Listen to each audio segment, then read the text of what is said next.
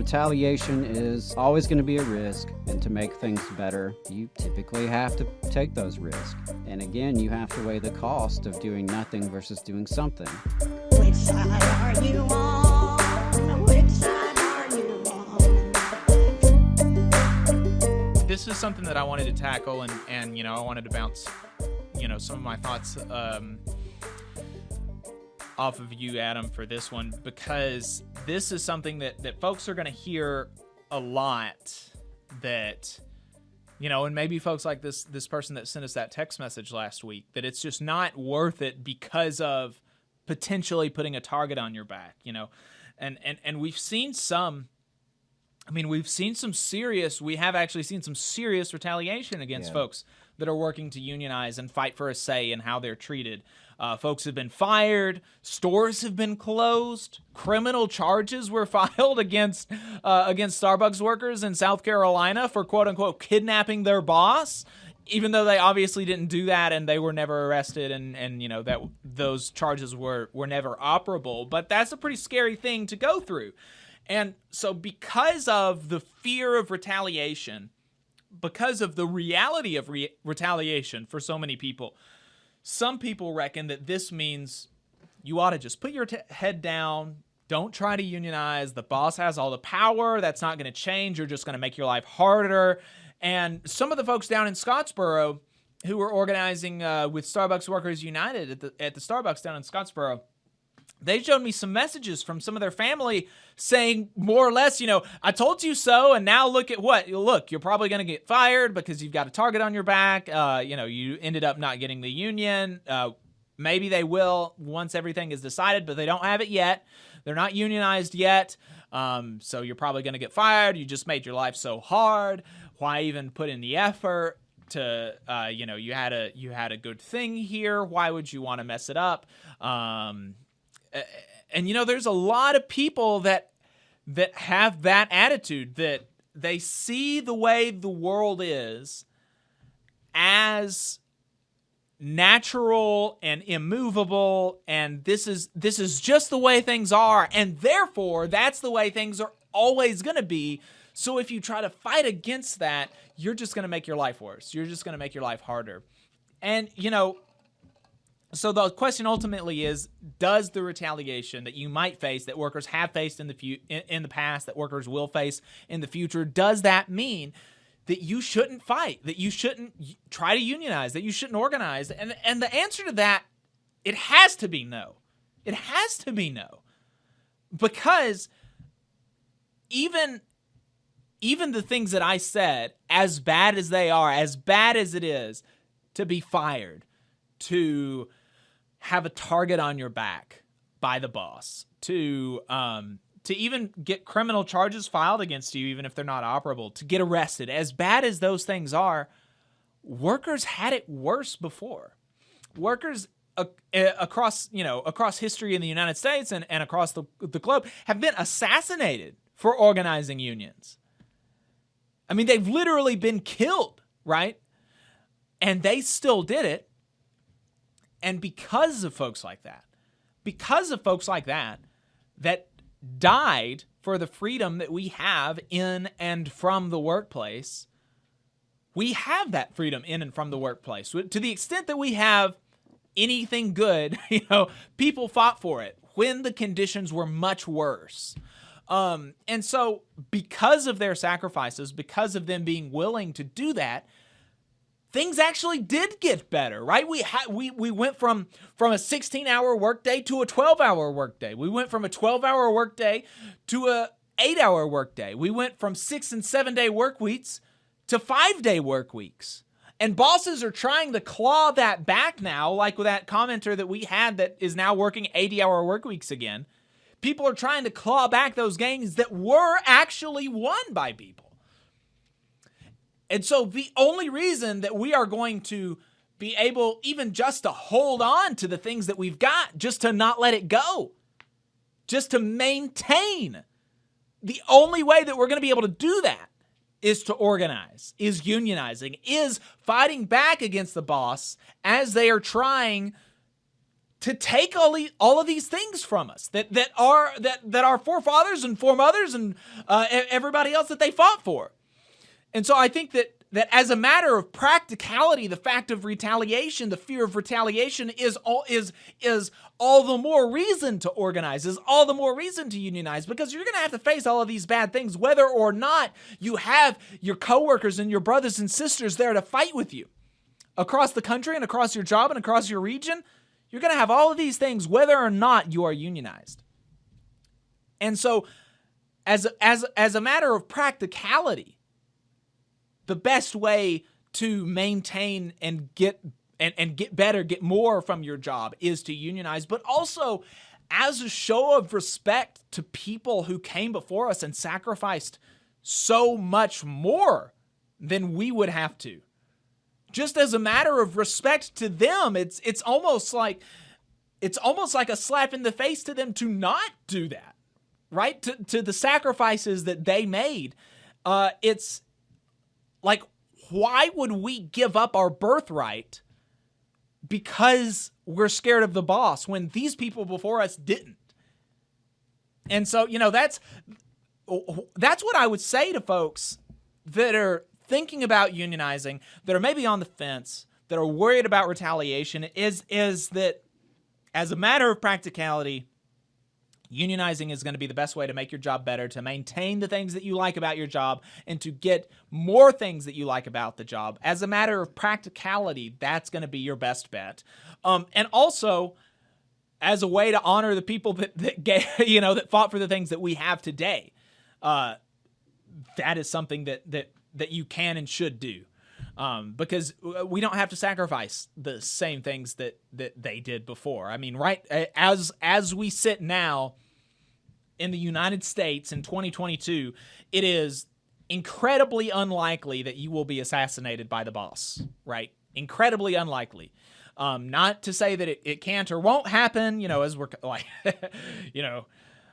descending into corporate rule even more and more. That's not to say that those things won't come back, but right now, that's not something that we're hearing a lot about. That's not something that people are really having to face a lot.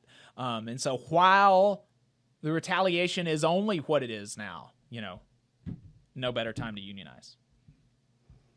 Yeah, I think you're right there, and there is no better time than now. I appreciate that you brought up the historical context, because you're right. People have organized under much, much more difficult conditions. People have sacrificed life and limb, literally, to organize, to build their unions, to build power for themselves and working class people, facing off against Pinkerton thugs, against right-wing death squads, police and armies, facing off against any number of threats. But people still did it, because good things are rarely easy things. And I think life comes with struggle and sacrifice, and we all just have to make our own decisions on, what sacrifices and where are worth it for us. It's understandable why folks would say, this just put our head down and do what we're told. But that comes at a cost as well. Mm-hmm. That's not, it may seem on the surface to be the easier choice, and in a lot of ways it is, but it comes with its own set of costs. Right. Whether that's the continuation of poor working conditions, continue to get underpaid, continue to be disrespected, the toll on your spirit, frankly, that comes from that, from just putting your head down and keeping your mouth shut and doing what you're told, even under conditions that aren't right, when you deserve better. Mm-hmm. Now, some folks don't believe they deserve better, and some folks don't believe they have any agency. They're just rolling with the tide. And, the power of the bosses and the power of the politicians and the media and the ruling elites, it all just seems too immovable, and they're just here along for the ride. That's a difficult thing to address, and and I think that's something that keeps us all up at night. Is how do you convince people to believe that they themselves deserve better, and that so do their neighbors, so do their sisters and brothers. Um, but retaliation is always going to be a risk. But life is about taking risk, and to make things better, you typically have to take those risks. Um, and again, you have to weigh the cost of doing nothing versus doing something. We're very fortunate that so many folks throughout history in this country and elsewhere have chosen to do something over nothing, even at their own cost. Um, every every aspect of positive change we've experienced in this country came from ordinary people banding together, organizing, building a movement from the bottom up that could challenge power and change our circumstances. And whether that's civil rights or labor rights or women's rights, um, all of those movements have and will continue to do the necessary work we have to have done to have a better future for ourselves and for our descendants. So I understand that retaliation is a scary thing, and I understand that, when you have bills to pay and a family to feed, that sometimes you're less prone to take those risks. But think long and hard about the risk you're taking by not doing anything. Take a long look at the risk you take by trying to keep your head down. Yep. Because you can keep your head down. That won't stop a bullseye from showing up on your back. You can go through life thinking, it'll never happen to me. You can do that. But unfortunately, you may find yourself surprised. And I am speaking as someone who has been fired out of retaliation. And it was not pleasant. I lost my income and my benefits. It was quite damaging to my personal reputation. They didn't charge me with any criminal charges, but they certainly, made some implications that maybe I had done something to that level, which, they put that out there in the ether. So I know what it's like to speak up and to be fired in response. And no, it's not pleasant. And, frankly, I haven't recovered from it financially, and I may never. But at the end of the day, I'm going to live my life true to who I am and true to my values. And I think that's something that we all ultimately have to do. If you really believe in something, you got to really be about it. Mm-hmm. And that comes with some degree of risk. But life is full of risk. And if I'm going to take risk, I would rather the risk be on the side of fighting for better for me and my family and my fellow workers. Yeah. Absolutely. And Marisa in the chat said, I once heard a terrific story from a union historian about some workers organizing, I believe, with the United Auto Workers, who were told by the boss that whoever was the first to sign would lose their job. So they decided to sign up for the union by putting their signatures in a circle. There's a lot of history for us to work and reflect on and use when it's risky.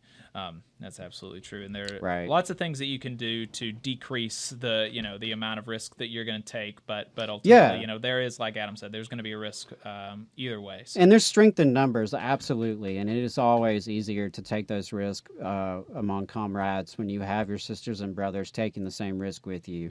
That's the whole point. That's why unions are a big deal and why they're important, because of that strength that comes through collective action. That's what it's all about. And I believe it's worth it. I believe it's worth it to fight for a better world. And even if that's just trying to get, $1 an hour raise at your little job and your little section of the world, it's worth it to come together and try to make things change for the better. You just saw a clip from the Valley Labor Report. We are live every Saturday morning from 9:30 a.m. till 12:30 p.m. And we pride ourselves on keeping all of our content free to everybody so that we can talk to as many working folks as possible. If you support the work that we're doing, you think that it's important, you think that it's good, then consider making a monthly contribution to the project, and you can do that on our website, tvlr.fm.